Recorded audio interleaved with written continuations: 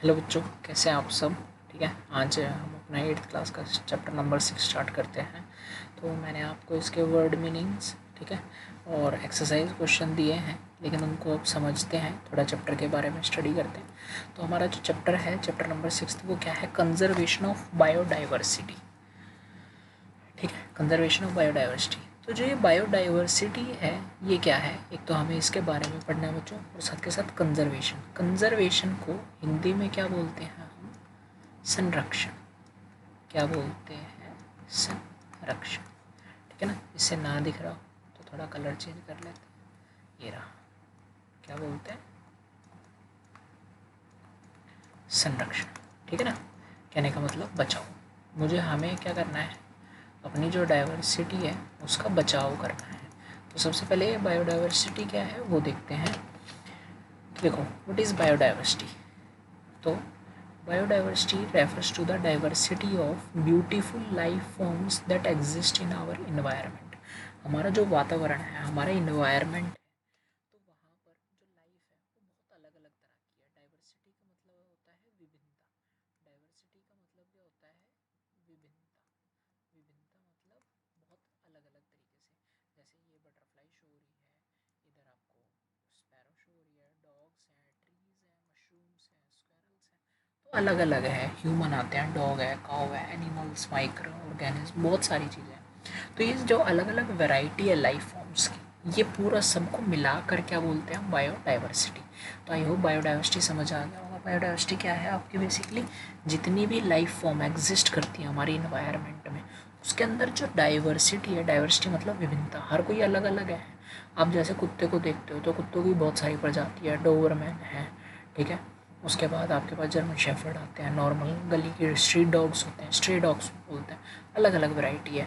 जैसे आपके पास लायन अलग है, चीता अलग होता है, बाघ अलग है। तो हर किसी की वैरायटी अलग। बंदरों में है बंदर है नॉर्मल, लंगूर होते हैं, गोरिल्ला है, चिंपांजी हैं। तो सब अलग अलग प्रजाति है। तो इन सबको हम क्या बोलते हैं? बायोडाइवर्सिटी। ठीक है ना।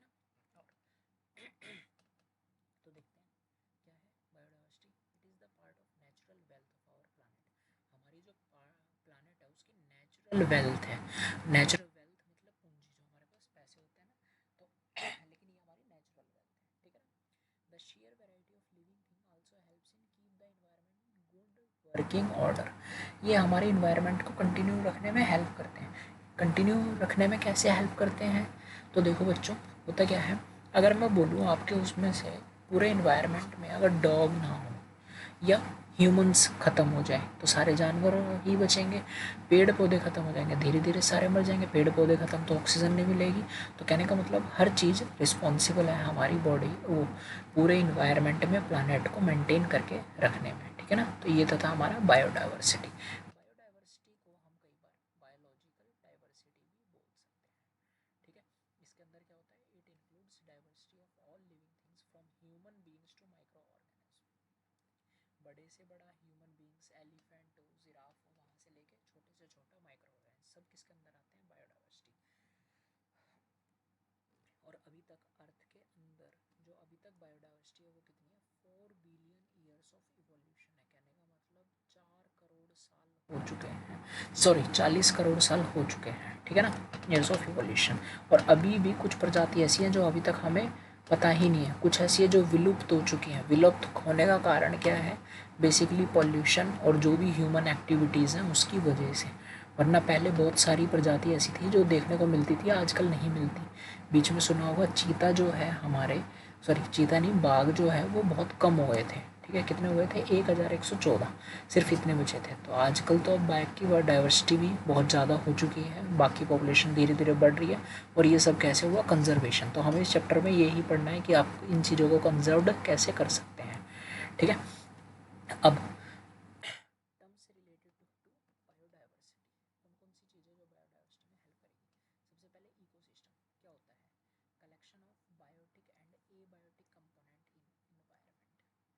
बायोटिक होते हैं जितनी भी लिविंग्स हों, बायोटिक का मतलब जितनी भी लिविंग चीज़ें हों, और एबायोटिक मतलब होता है नॉन लिविंग। बायोटिक मतलब लिविंग, और नॉन बायोटिक का होता है नॉन लिविंग। एबायोटिक का होता है नॉन लिविंग। लिविंग में ह्यूमंस, प्लांट्स, एनिमल्स जितने भी हैं। नॉन लिविंग में आपका वाटर, सनलाइट, ये सब नॉन लिविंग है, तो एबायोटिक। फ्लोरा वर्ड यूज़ किया जाता है प्लांट्स के लिए, फोना वर्ड यूज़ किया जाता है एनिमल्स के लिए। एक्सटिंक्ट का मतलब होता है जिनकी डेथ हो चुकी है, जो विलुप्त हो चुके हैं, ठीक है ना, गायब हो चुके हैं। स्पीसीज डाइवर्सिटी मतलब अलग अलग तरह की विभिन्नता, उनमें डाइवर्सिटी मतलब विभिन्नता, अलग अलग प्रजाति। इंडेंजर्ड का मतलब है जो ख़त्म होने वाली हैं। एक्सटिंक्ट का मतलब जो ख़त्म हो चुकी हैं। इंडेंजर्ड का मतलब जो ख़त्म होने वाली हैं, on the verge of extinction है, is at risk of extinction. Extinction मतलब जो ख़त्म हो चुकी हैं, लेकिन एक्सटिंक्शन के रिस्क पर है, मतलब ख़त्म होने वाली है। वापस कंफ्यूज मत होना एक्सटिंक्ट और इंडेंजर्ड में। एक्सटिंक्ट वो जो होती हैं जो डेथ हो चुकी है, जिनकी जो ख़त्म हो चुकी है, वापस नहीं आ सकती। इंडेंजर्ड वो है अगर इसको बचाया नहीं गया तो ये हमारी क्या हो जाएगी, ख़त्म हो जाएगी, ठीक है ना। तो थोड़ा इसको रब करते हैं जो भी ये चीज़ करी थी।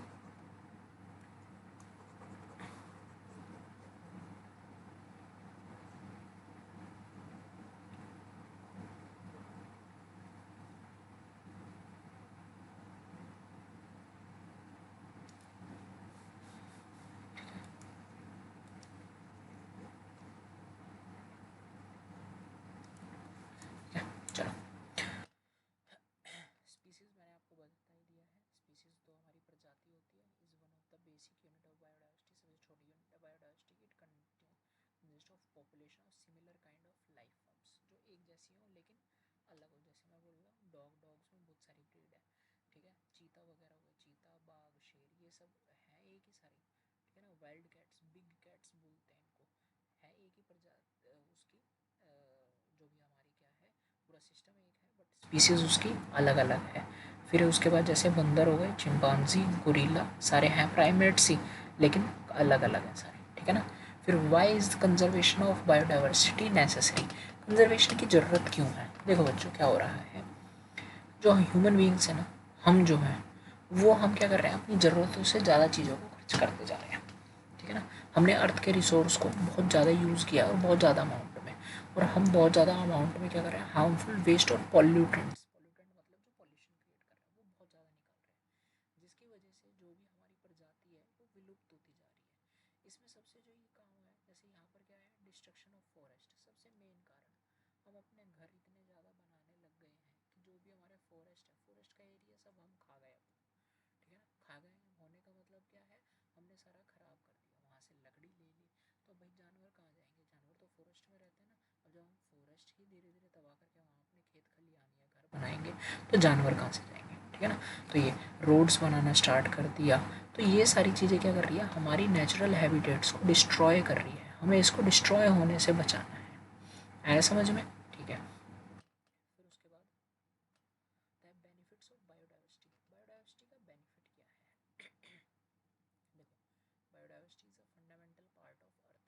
It supports our life by providing fresh water. आपको साफ पानी मिलता है, बायोडाइवर्सिटी, नदी हो गई, मिट्टी मिलती है, और साफ स्वच्छ हवा मिलती है सांस लेने के लिए। अगर आप पोल्यूशन इतना ज़्यादा कर दोगे, जैसे कि दिल्ली में बीच में सर्दियों के टाइम पर बहुत ज़्यादा पोल्यूशन हो गया था, आपकी सबकी छुट्टी भी हो गई थी स्कूल में।